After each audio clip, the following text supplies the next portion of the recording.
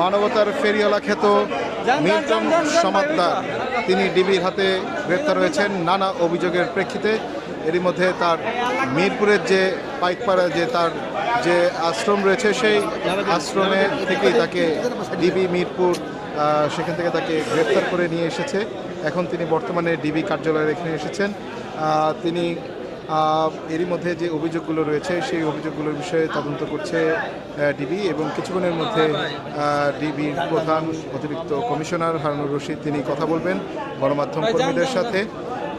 এরই মধ্যে তিনি দেখতে পাচ্ছেন যে মিল্টন সমাদ্দারকে গ্রেপ্তার করে নিয়ে আসা হয়েছে ডিবি কার্যালয়ে, এবং সারা দেশের গণমাধ্যম কর্মীরা এখানে উপস্থিত রয়েছেন। ওয়ালটন এসিতে ইনস্টলেশন একদম ফ্রি।